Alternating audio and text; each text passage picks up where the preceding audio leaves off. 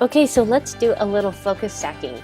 I photographed this single Gerbera daisy with 30 images. You can see I have 30 selected. And my Lumix G9 camera has a setting to do auto bracketing, and I set it up for 30 images. So I'm going to select all, so Controller Command A to select all. I'm going to go up here to Tools, Photoshop, load files into Photoshop layers. And once I do that, it's going to open it up in Photoshop, build one document, and put all 30 documents in there, each one as its own individual layer. You can see how some of them are completely out of focus because it was bracketed. So we'll just wait a minute for it to process them all and give me a layered file with 30 layers. There you go. You can see them all. Now they're not blended yet, they're just in a stack. So you can see the top one is front focused, and let's look at the bottom one. That one's just out of focus. So I'm going to select one layer, and then we'll go to the bottom. We'll select the one layer, go to the top, hold shift and select them all. Then I go to edit, auto blend layers. Since I had a tripod, I know they're all lined up perfectly, so I don't need to do the alignment. I'm just going to do auto blend. And I'm just going to tell it stack the images. It's not a panorama. And the seamless tones and colors. I don't need to worry about the fill the transparent areas because it was on a tripod. They're all in one place. So we're just going to say okay, and it will process all of them. And what's amazing is it puts a it puts a layer mask on each layer and just chooses the parts that are sharp. Oh my gosh, it saves hours of time. It's pretty fascinating. So we'll take a look at it here in just a minute.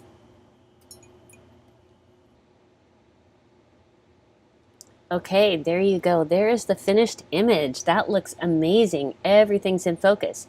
So if I hold the Shift key to turn off the mask, you can see what that front layer looks like. And if I hold the Alt or Option key, you can actually see the mask and the detail in which it is revealing each layer to make this amazing image. There's so much time saved here. Isn't it awesome? So there is my final image. I am looking at this little distraction down here. It's the tip from another flower. And I want to mask that or paint over it. Which layer is it on? Well, I don't know. And I don't really want to flatten this yet. So what I usually do is I go to the top layer and then I hit Shift, Option, or Alt, and Command, and E, which makes a stamp visible layer. You can see it here in the history. Shift Alt Control E or Shift Option Command E on a Mac gives you stamp visible, and basically it takes a picture of all those layers, flattens it, makes a copy, sticks it on the top of the stack. So there I can go in here to my clone at 100%, and I will just clone out this little leaf petal, and that is much better. There you go. Focus stacking made so easy by Photoshop. So if you want to do a focus stacked image, obviously you need to start off with a series of bracketed images. So let me show you how I did that on my Lumix G9.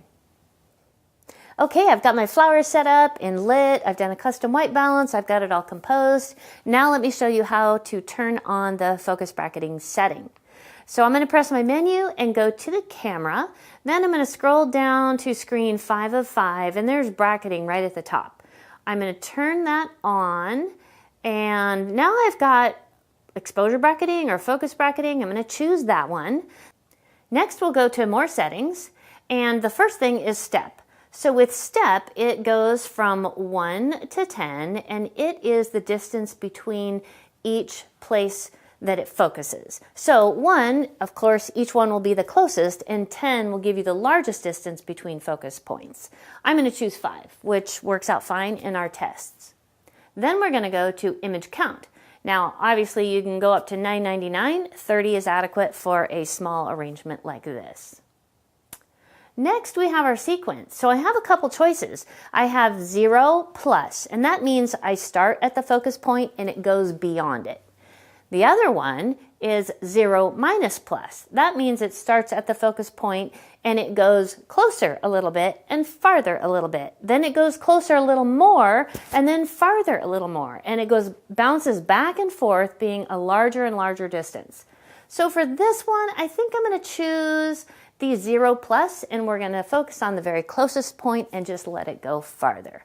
Both of them work well. It just depends on what you're shooting. Okay, so now it's set. I'm going to touch my screen and set the focus point, and I love the way I can drag it all the way to the edge and the very closest point. And then I'm going to press go, and there we go. It's going to continue to focus, and you can watch it on the monitor go all the way to the farthest edge. Now, it's kind of nice to review, so let's go to review. Then here where it says focus, we're going to press that or do the down arrow. And then once I get into this point, I can scroll the wheel.